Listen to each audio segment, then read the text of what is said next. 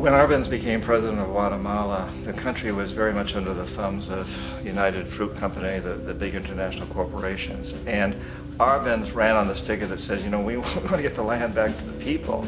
And once he took power, he was implementing policies that would do exactly that, give the land rights back to the people. United Fruit didn't like that very much.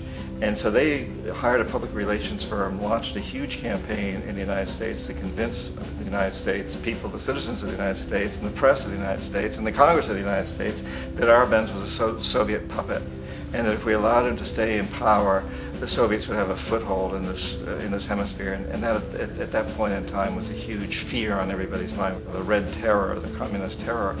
And so, to make a long story short, out of this public relations campaign came a commitment on the part of the CIA and the military to take this man out. And in fact, we did. We sent in planes, we sent in soldiers, we sent in jackals, we sent everything in to take him out, and did take him out.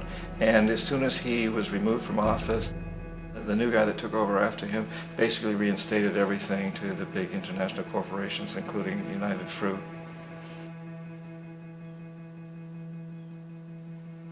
Ecuador for many, many years had been ruled by pro-US dictators, often relatively brutal. Then it was decided that they were going to have a truly democratic election. Jaime Roldos ran for office. And his main goal, he said, as president would be to make sure that Ecuador's resources were used to help the people.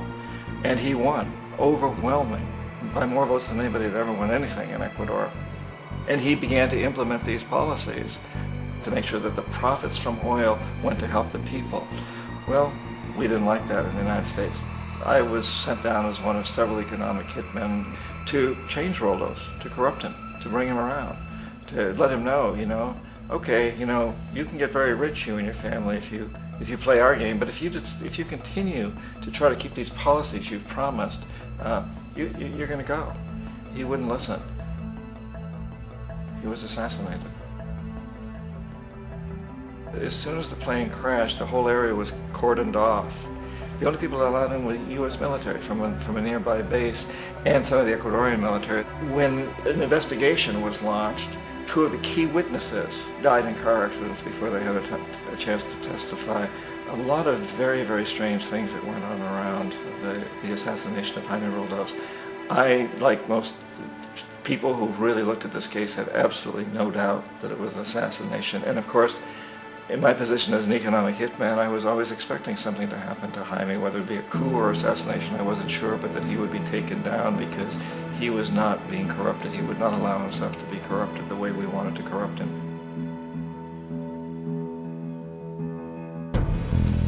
Omar Torrijos, president of Panama, was, you know, one of my favorite people. I really, really liked him. He was very charismatic. He was a guy who really wanted to help his country.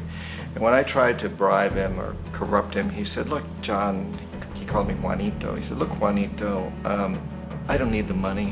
What I really need is for my country to be treated fairly. I need for the United States to repay the debts that you owe my people for all the destruction you've done here. I need to be in a position where I can help other Latin American countries win their independence and be free of this terrible presence from the north that you people are exploiting us so badly. I need to have the Panama Canal back in the hands of the Panamanian people. That's what I want. And so, leave me alone. Don't try to bribe me. It was 1981, and in May, Jaime Roldos was assassinated. And Omar was very aware of this. Torrijos got his family together and he said, I'm probably next, but it's okay because I've done what I came here to do. I've renegotiated the canal. The canal will now be in our hands. He just finished negotiating the treaty with Jimmy Carter. In June of that same year, just a couple of months later, he also went down in an airplane crash, which there's no question was executed by CIA-sponsored jackals.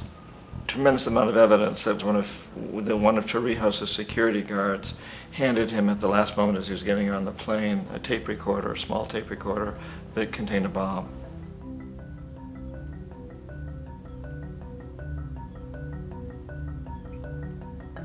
It is interesting to me how this system has continued pretty much the same way for years and years and years, except the economic hitmen have got better and better and better.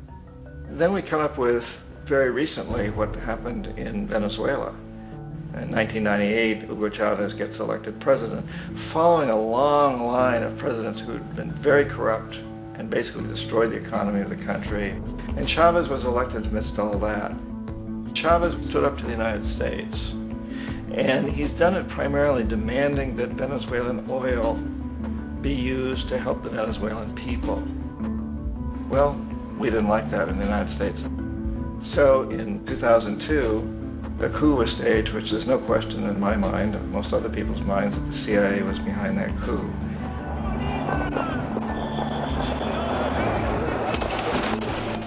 The way that that coup was fomented was very reflective of what Kermit Roosevelt had done in Iran, of paying people to go out into the streets to riot, to protest, to say this Chavez is very unpopular. You know, if you can get a few thousand people to do that, television can make it look like it's the whole country, and things start to mushroom. Except in the case of Chavez, he was smart enough, and the people were so strongly behind him that they overcame it, which was a phenomenal moment in the history of Latin America.